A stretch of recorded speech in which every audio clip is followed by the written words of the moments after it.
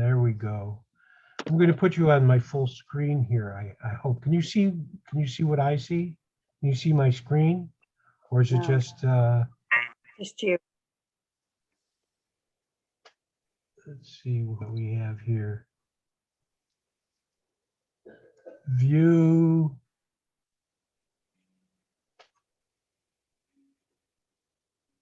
Okay. View. Full screen. That doesn't do it. View. Exit full screen. Okay. You can't see what I've got here. Unfortunately, I'm sorry.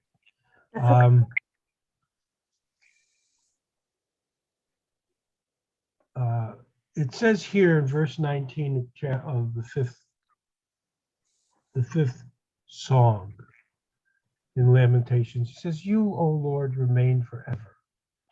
Your throne from generation to generations. Why do you forget us forever and forsake us for so long a time? Turn us back to you, O Lord, and we will be restored. Renew our days as of old, unless you have utterly rejected us and are very angry with us." That's how it ends. It ends with a, for lack of a better term, a question mark. Are you utterly rejecting us? Have you rejected us? Are you angry with us? If so, there is no hope. And this whole set of poems, of 5 poems, is read during Tish B'Av in the Jewish calendar. Tish B'Av is a day of the year, the 9th day of the month of Av. Tisha meaning 9. And so there's fasting, and these poems are read. But because of the negative end of Tisha B'Av, of Lamentations, Jewish tradition has it that after it is completed, the 21st verse is recited after the 22nd verse, and it's recited again. And the Hebrew, well, the English again is, "Turn us back to you, O Lord, and we will be restored. Renew our days as of old." And the Hebrew reads, "Hashivenu elecha." Return us, O Lord, v'no shuva, and we will return. Chadesh, as in days, yamenu, of old. Kekedem, and we shall be restored.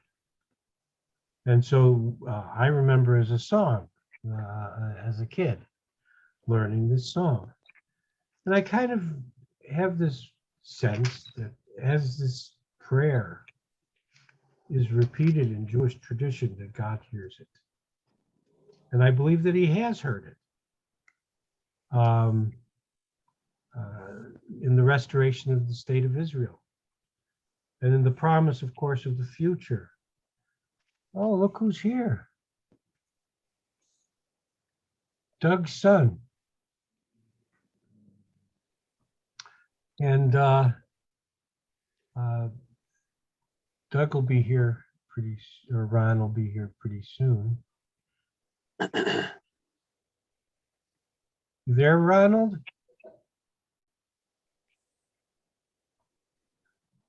So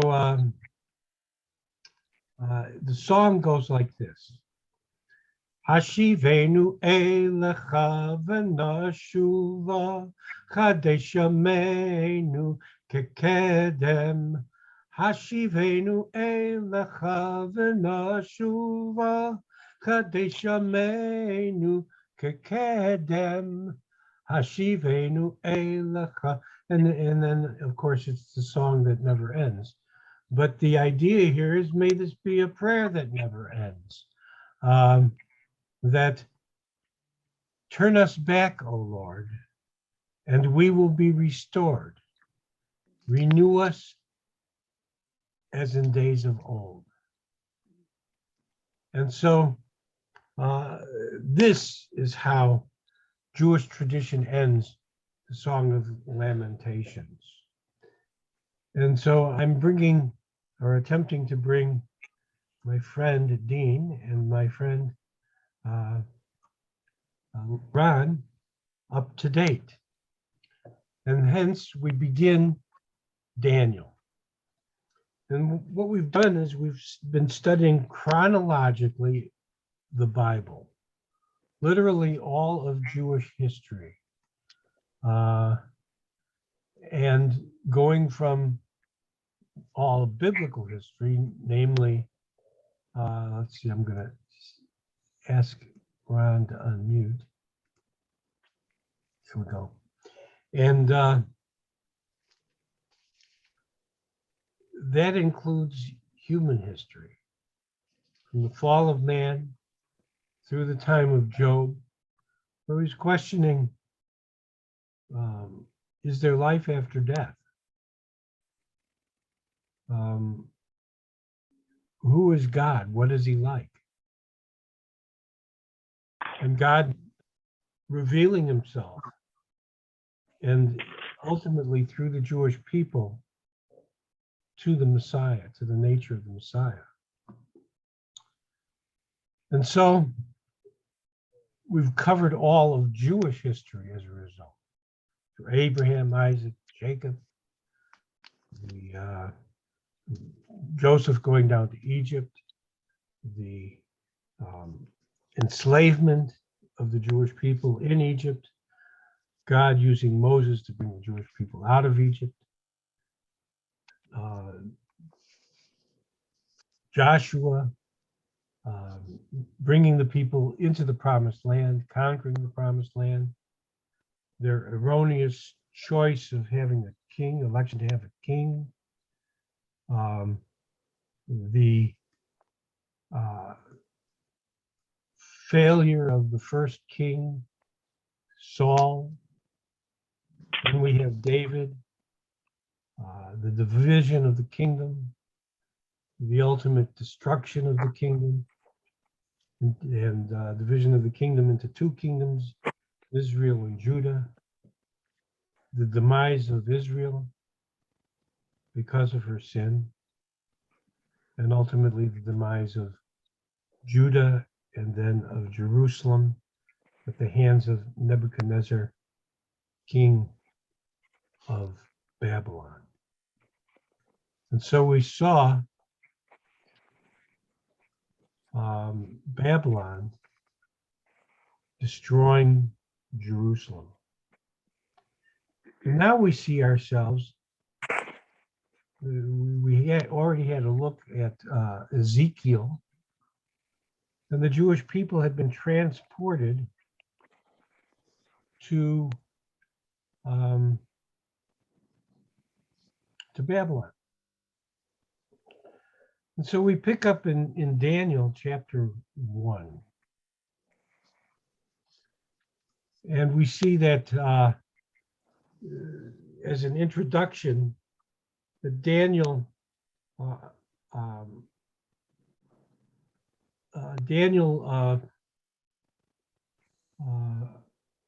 introduces us in terms of the time that he appears on the scene. Before I get into that, there are questions. Daniel had some prophecies, and most of you are probably familiar with them. And in fact, that they're so accurate that liberal theologians say Daniel could not have possibly written this book. It had to have been written sometime during the time of the Maccabees, which would take place so probably around 140 BC. Daniel's writing about 580 BC, 560 BC. So Daniel could not have been accurate, could not have written this.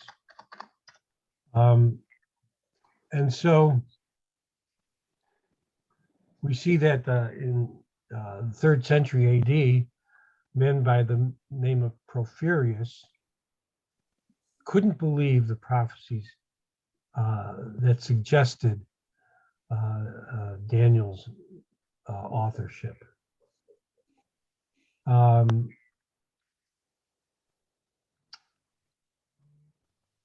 Let's see. I just want to bring up a few things here.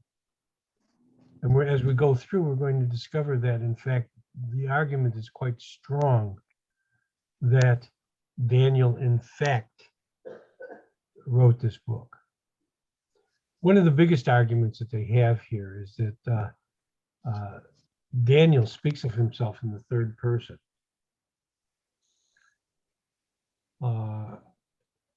And that's prevalent throughout the book. Well, that was a common form of writing back then. Also,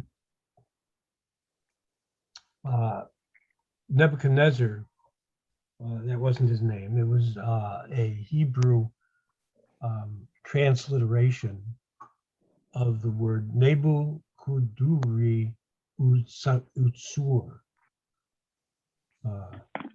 which means Nebu protects the crown. Ron, you're free to chime in. I know that you know quite a bit about this stuff. Anytime you want. I'm listening to everything you're saying, and if you're on the left side of the politics, Daniel wrote it. If you're on the right, no, I'm just teasing. So everything you're saying is great. Go for it. Okay, I'm only having you in on this conversation because I know that you agree with me. Okay. Yep.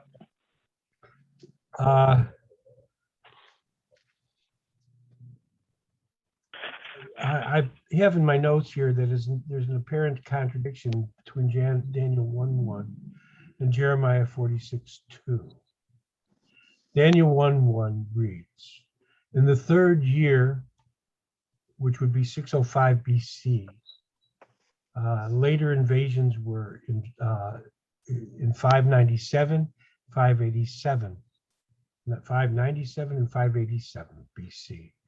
So Nebuchadnezzar invaded Judah and Jerusalem 3 times. And in 605 BC, he invaded Jerusalem and took all the younger folks and the healthy ones and the people who were gifted. And so we see that there's an apparent contradiction in Daniel 1:1 between Daniel 1:1 and Jeremiah 46, verse 2. Daniel 46, Jeremiah 46:2. Pardon my French, I need to look it up. Thought I had it here.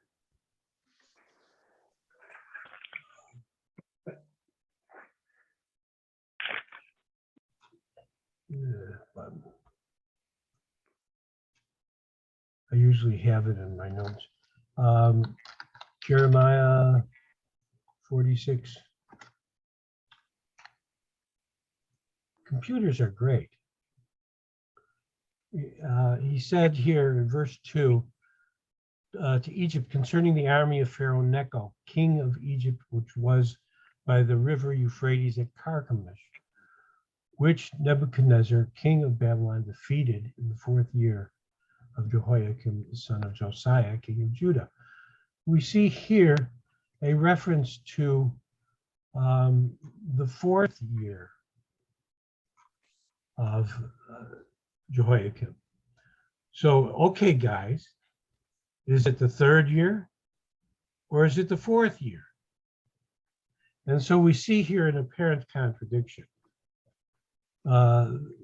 Probably Daniel is going according to the 3rd year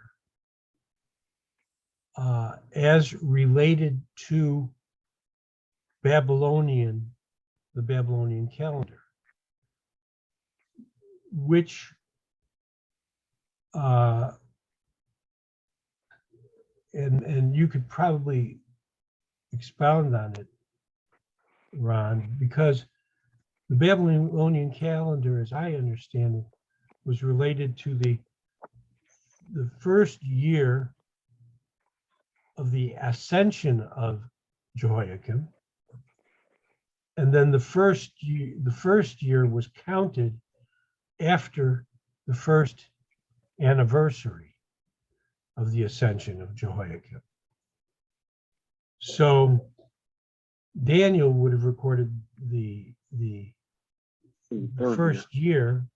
Jeremiah Right. would have recorded according to the Jewish way of looking at it, which would have been after his ascension. Right.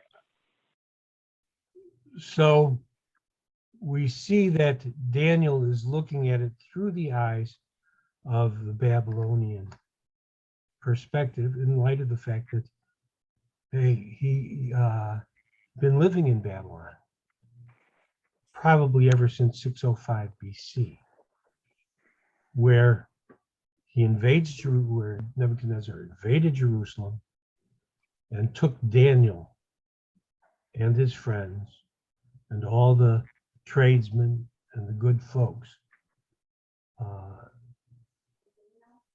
And then, of course,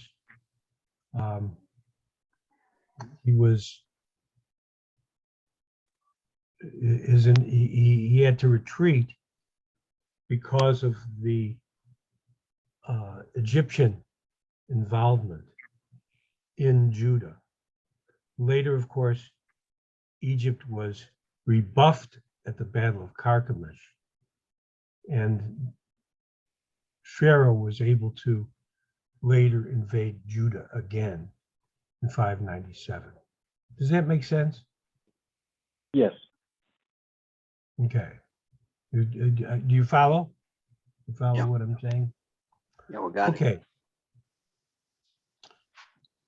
So the Lord handed Jehoiakim, king of Judah, over to him, along with some of the vessels of the house of God. Notice it's not all of the vessels, it was some of the vessels. And the later conquests are going to take up more of the vessels. And he brought them to the land of Shinar, to the house of his God. And he brought the vessels into the treasury of God. And I point out here that this would have been around 597 BC. And according to 2 Kings chapter 24, verse 14, we see that he led into exile all the people of Jerusalem, and all the commanders, and all the valiant warriors, 10,000 exiles, and all the craftsmen and the smiths. None were left except the poorest of the people of the land. So that was what happened apparently in here we go, in 597 BC.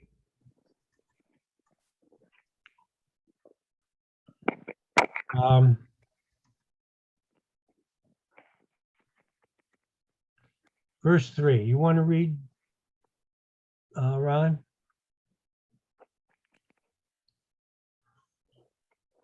Then the king commanded Ashpenaz, his chief eunuch to bring some of the people of Israel, both of the royal family and of the nobility, youth without blemish, of good appearance, and skillful in all wisdom, endowed with knowledge, understanding, learning, and competent to stand in the king's palace, and to teach them the literature and language of the Chaldeans.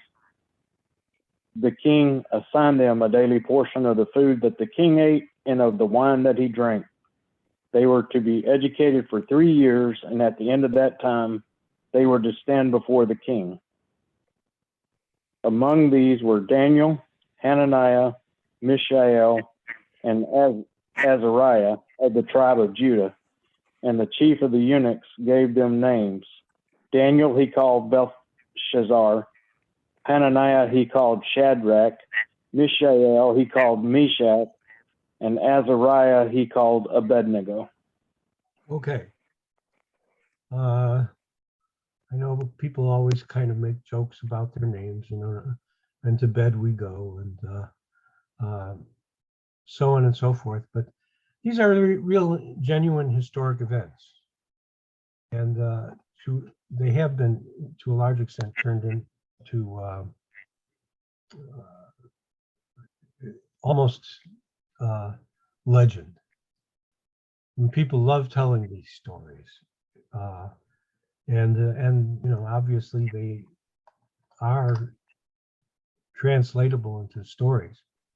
But to give you a little bit more detail, the name Daniel, which means, or Daniel, God is my judge.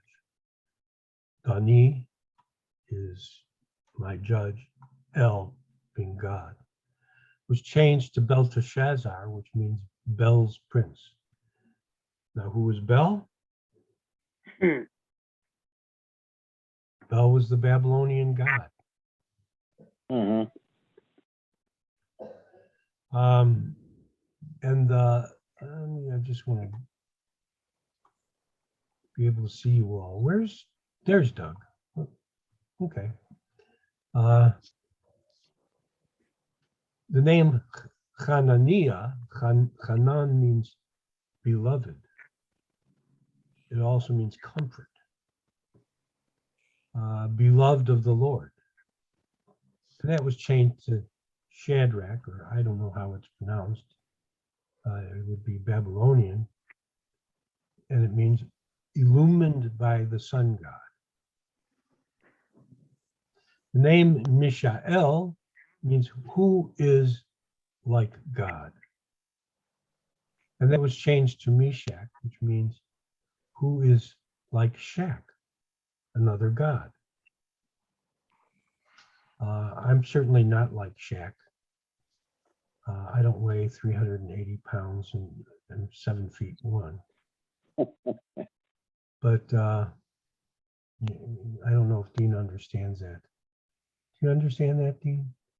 No, you just blow me over my head. Shaq is a basketball player, a former basketball player. Oh, I do know who is Shaq. Yeah. Actually met him one time. Which some believe was a Babylonian goddess. And she would be a correspondent to Ishtar or Venus. Mm. And Azariah means the Lord is my help. And his name was changed to Abednego, which means servant of Nego, or Nego, another Babylonian god. Now you think that these folks would rebel. I wouldn't like my name being changed.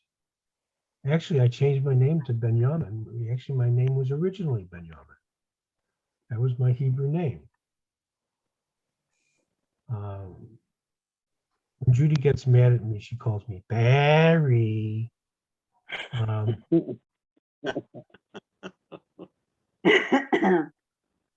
But Daniel and his friends knew who they were. You could change their name to Mud, and they knew who they were. Verse 8, Daniel made up his mind that he would not defile himself with the king's choice food. What was he doing? They were indoctrinating all the young boys. This is how you live your life in Babylon.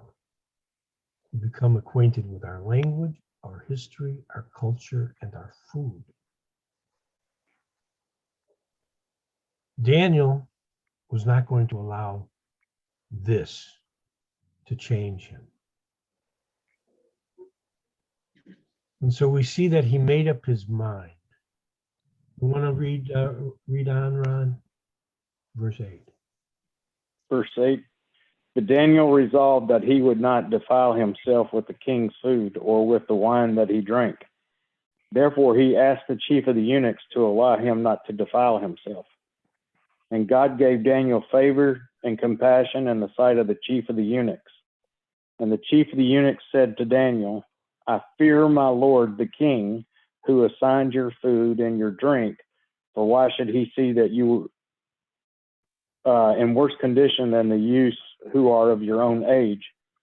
So you would endanger my head with the king. Then Daniel said to the steward whom the chief of the eunuchs had assigned over Daniel, Hananiah, Mishael, and Azariah, test your servants for 10 days. Let us be given vegetables to eat and water to drink. Then let our appearance and the appearance of the youths who eat the king's food be observed by you, and deal with your servants according to what you see. Okay. So he I just want to stop here and ask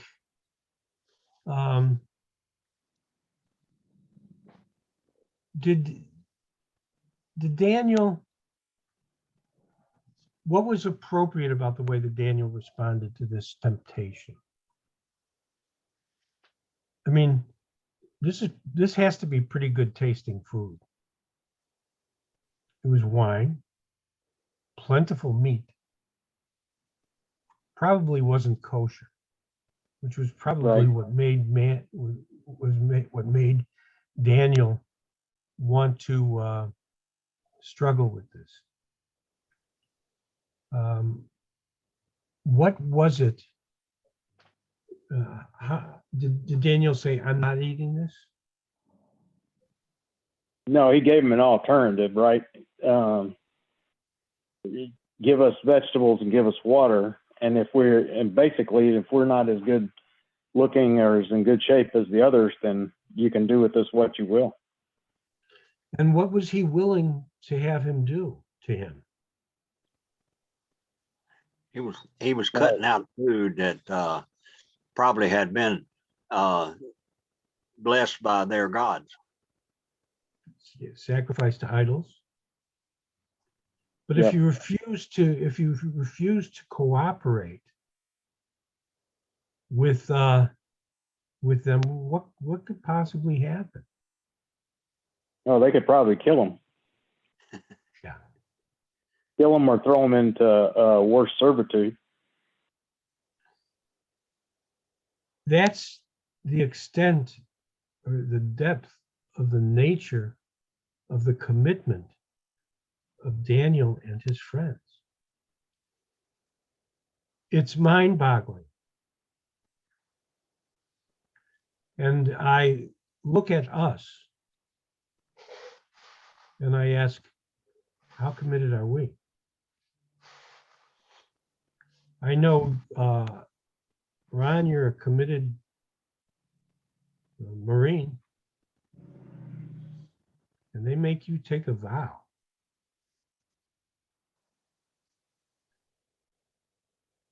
Yeah. And I think that God makes us take a vow too. I'm committed to Jesus. And one thing that, I was almost reluctant to teach this book because it's so, some of the things are so obvious. But what, as we move on, and we're going to see the nature of the sacrifice of these men, someone is here. Who's Abel's iPad? Oh, there's Dean. Is that you, Dean? Okay. As we look at the nature of the sacrifices of these men, look at the impact that they have. Their absolute, uncompromising character. And I look at Benjamin Elegant, and he stands out on the street corner and he holds up a sign. And he puts a bunch of signs in the middle of Walnut Grove. And that's good. But when Benjamin Elegant is willing to go into the lion's den, or when Benjamin Elegant is willing to go into the fiery furnace, that's when people get saved. And I think we're going to see that in this book. You know, and I think of these as children's stories. These are historical events that should challenge us. So we see here the beginning of the nature of this commitment that they start in terms of the food that they eat. And Daniel is very diplomatic. I'm willing to go through all kinds of torture. I'm willing to die. But just give this a try. See if it works. And the chief of the eunuchs is willing to do that, and even so much as take it to the king. Read on, Ron, if you would. So he listened to them in his manner and tested them for 10 days. At the end of 10 days, it was seen that they were better in appearance and fatter in flesh than all the youths who ate the king's food. So the steward took away their food and the wine they were to drink and gave them vegetables.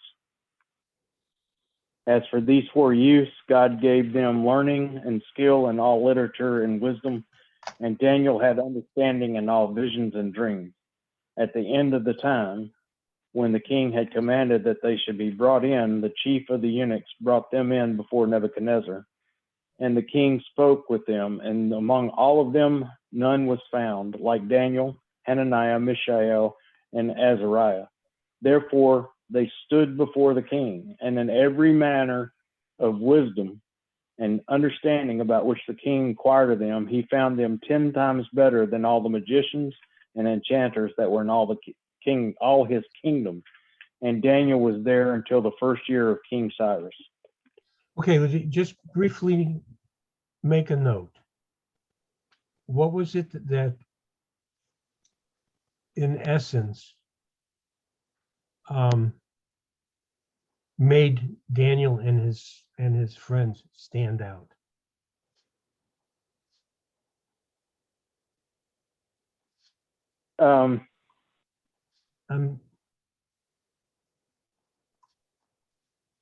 That they were, they stood out because they were wiser than anybody else, much wiser. And what made them wiser? Well, it was their continued obedience to God. Mm-hmm. They were obedient to God, and God gave them the wisdom. Right. What did their obedience do to them, to their spirit?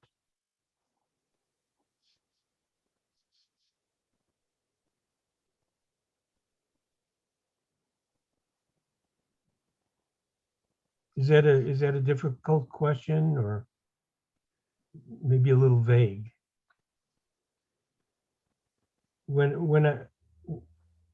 Okay, this is what I'm driving at, and you can chime in if you like.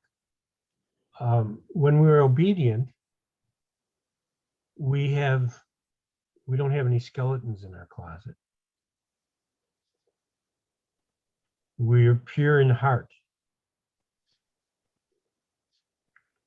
And undoubtedly, they studied, they learned to speak Babylonian. But they remain, the most important thing to them was obedience to God. And you hit on it, Ron. That was it. They were obedient.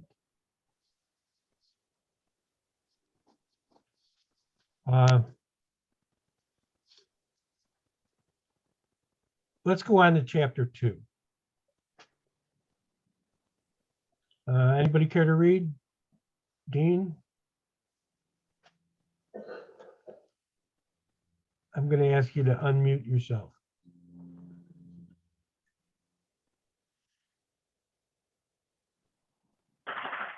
There you go.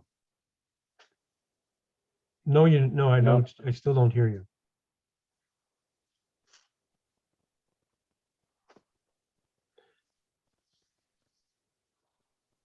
You have nice fingers.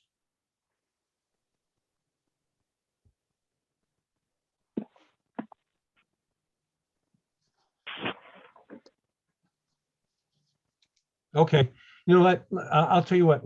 I'll just read it. And we're not going to be able to. As I said, I may have to cut this short because I may have to take care of Grandma today. But I'm going to pick up at chapter 2. In the second year of the reign of Nebuchadnezzar, Nebuchadnezzar had a dream, and his spirit was troubled, and his sleep left him. Now, there are going to be 5 visions in the book of Daniel.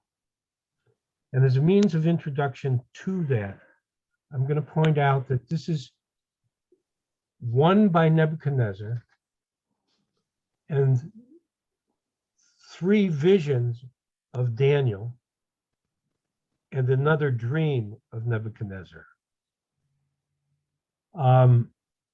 Chapters 1 through 7 are basically the life and times of Daniel. Chapters 1 through 6, rather. Chapters 7 through 12 are going to be dealing with prophecy. And this is a prophetic dream that Nebuchadnezzar has.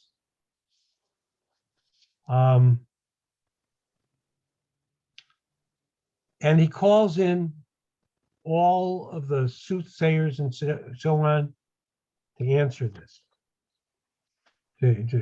He has this dream. It's a terrible dream. He can't figure it out. It troubles him. Help me figure this out. And so he calls on all of them to give him the answer to the dream. But there's a problem here. Before you give me the answer to the dream, tell me what the dream is. Now, who is going to be able to do that? Can you tell me what's on my mind? None of You these. can call 1-800. You can Go call ahead, Ron. 1-800. I said you can call 1-800 psychic and they'll tell you. Oh, yeah. Well, I remember a Saturday Night Live skit where they asked Miss So-and-so, the 1-800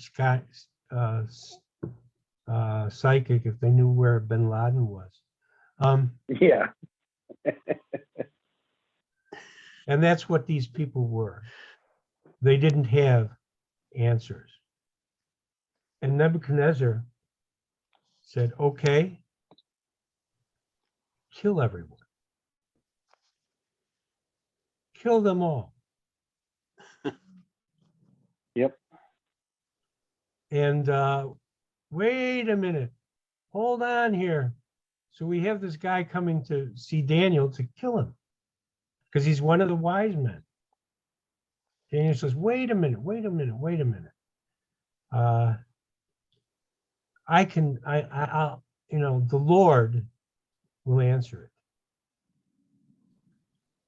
He says here, verse 12, because of this, the king became angry and extremely furious, and he gave orders to kill all the wise men of Babylon.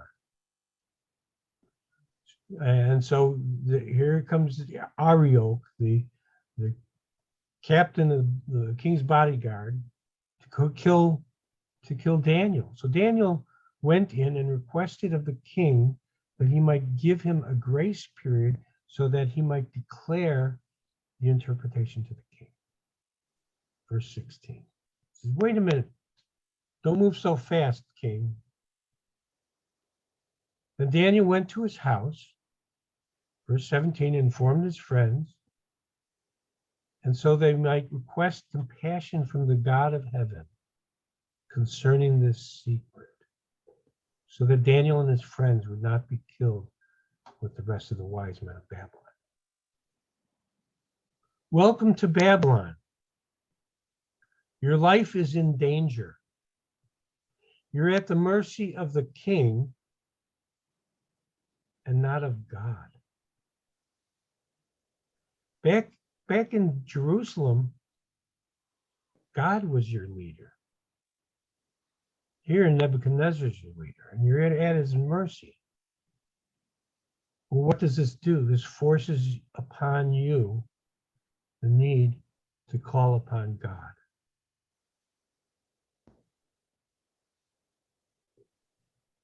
Judy teaches me a lot. I like to get into the word. Judy's really simple. Jesus loves me, this I know, for the Bible tells me so. And she sees God at work. And it seems that Daniel he was definitely in the Word. And we'll see that later on in chapter 9. But he's also dependent upon God.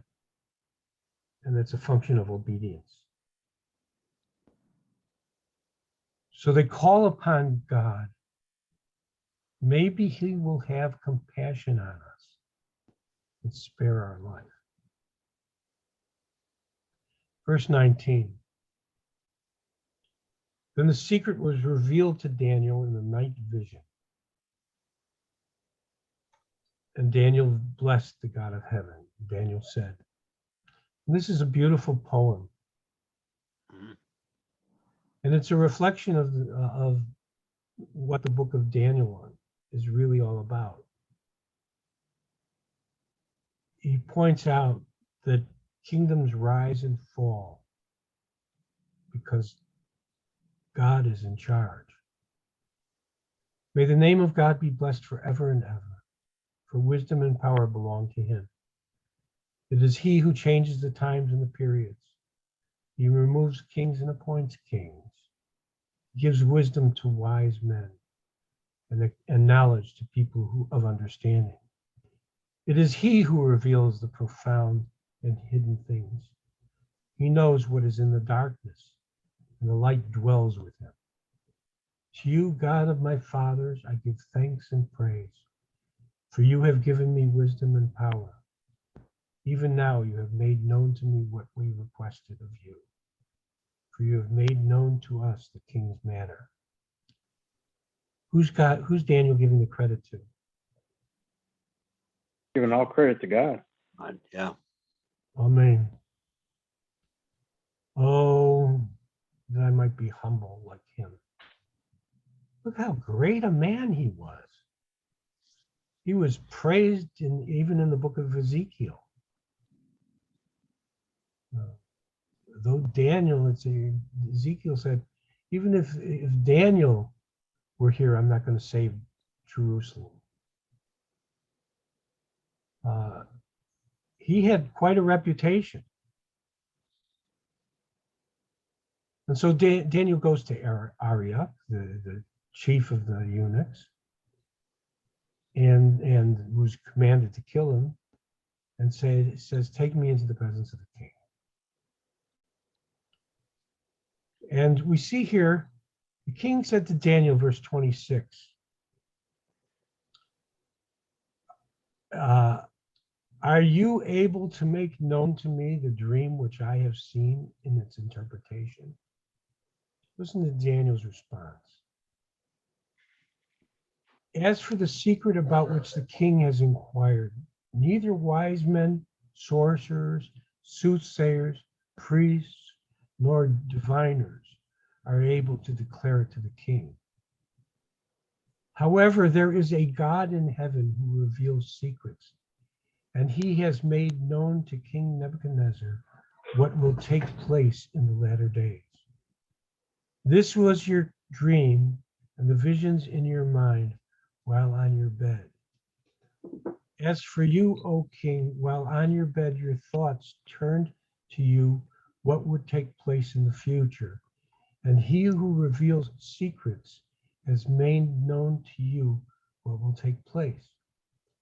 But as for me, this secret has not been revealed to me for any wisdom residing in me more than in any other living person, but for the purpose of making the interpretation known to the king, and that you may understand the thoughts of your mind. He's absolutely distancing himself from any wisdom that he might have, any credit that he might have for being able to interpret this dream. He's giving all the credit to God. The level of humility on his part is extraordinary. And so he describes the statue. It was a dream of a statue. The head was of gold. The chest and arms were of silver. The legs, or the thighs, were of iron. And his legs were of bronze, and the legs were of iron. And the feet of clay mixed with iron.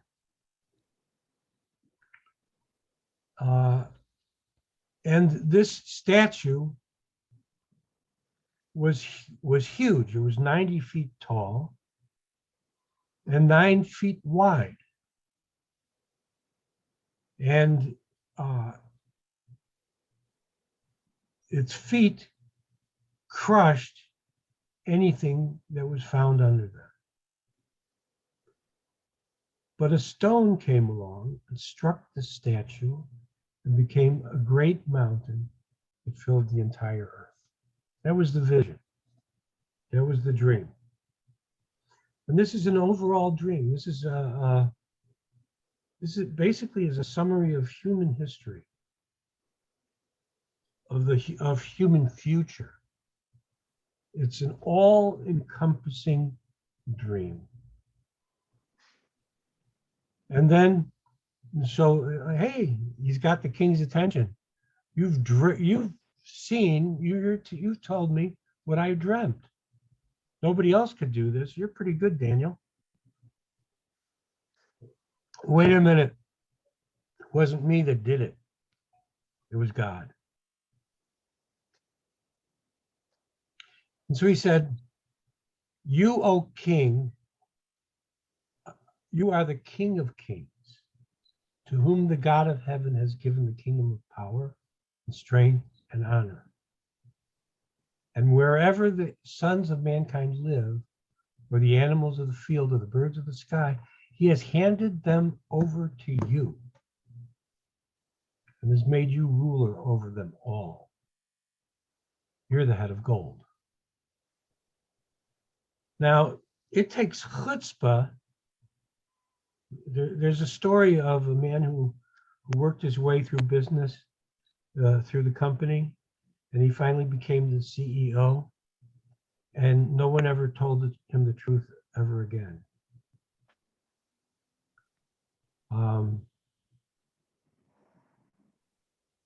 That's what happens when you become a king.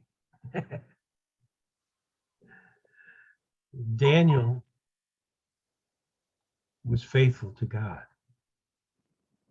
And he was willing to tell the king the truth. By the way, O king, you're the head of gold. But don't forget, there's going to be a stone that's going to come and topple the whole statue. And there's something that's going to come after you.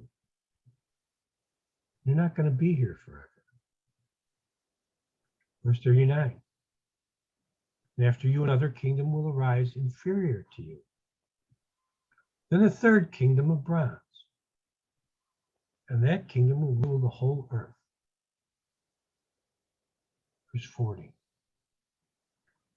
Then there will be a fourth kingdom, as strong as iron. Just as iron smashes and crushes everything. So like iron that crushes, it will smash and crush all these things. And in that you saw the feet and toes, partly of clay and partly of iron. It will be divided, a divided kingdom. But it will have within it some of the toughness of iron, since you saw the iron mixed with common clay. Just as the toes of the feet were partly iron and partly pottery, so some of the kingdom will be strong, and part will be fragile.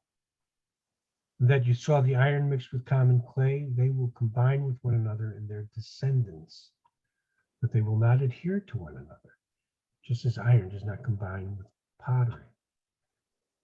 So this last kingdom is going to fall apart just by the nature of what it's made of. In the last days, in the days of those kings, the God of heaven will set up a kingdom which will never be destroyed. And that kingdom will not be left for another people. It will crush and put an end to all these kingdoms. But it will itself endure forever. Just as you saw that a stone was broken off from the mountain without hands, and that it crushed the iron, the bronze, the clay, the silver, and the gold, the great God has made known to the king what will take place in the future. So the dream is certain and its interpretation trustworthy. Wow, it just dawned on me. A stone came from the mountain and crushed all the other kingdoms. What might that stone have been? Say that with your mute off, Dean.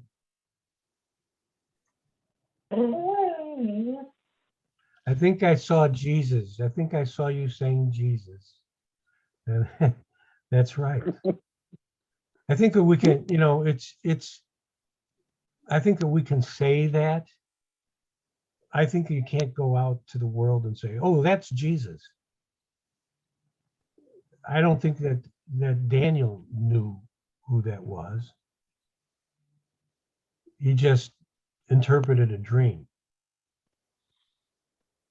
But I think that we can celebrate and rejoice in the reality that that is who we're looking at. We see a future in which all this stuff that goes on, and obviously we live in a world where there's an awful lot of clay mixed in with the iron.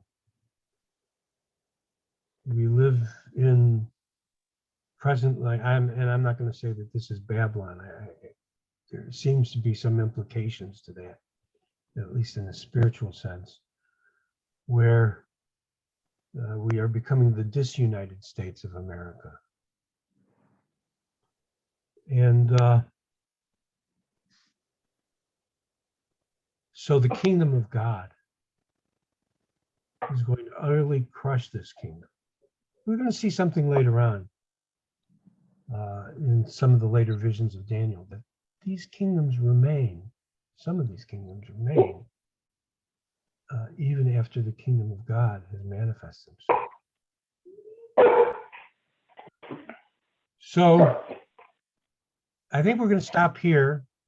I hate to do that in the middle, but Grandma just called. Okay. Oh, Rebecca has Grandma, so we can go on.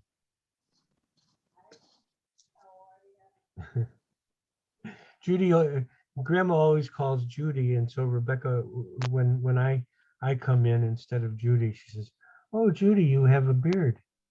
So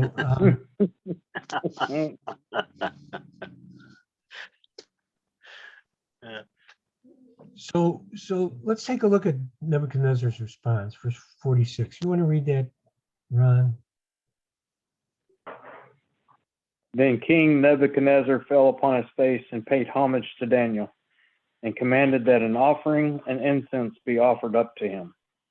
The king answered and said to Daniel, "Truly your God is God of gods and Lord of kings and a revealer of mysteries, for you have been able to reveal this mystery."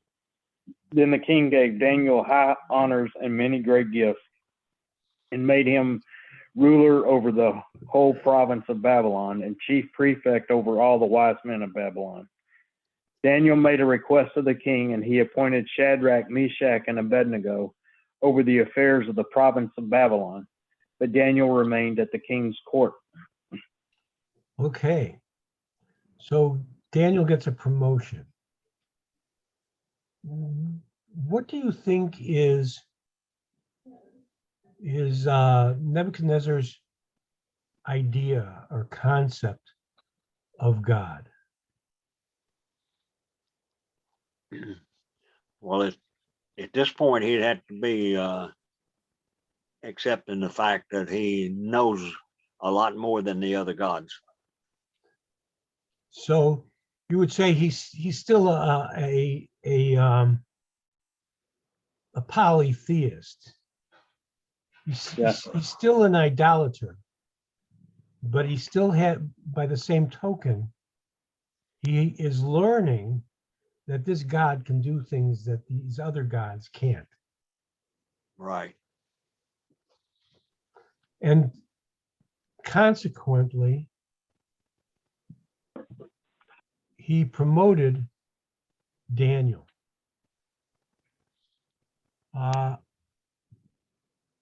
don't think he says it here, but later on we're going to see that he's going to make a decree that anyone who even shows disrespect to this God of Daniel is to be punished. Well, I think we will end it here, and we'll pick up chapter 3. Same bad time, same bad channel. And let's end with some prayer. Lord, we praise you and thank you for your word. We thank you for the reality that your kingdom it actually exists here and now, right now. But one day it's going to be actualized to the point where it's going to literally crush the kingdom that we know.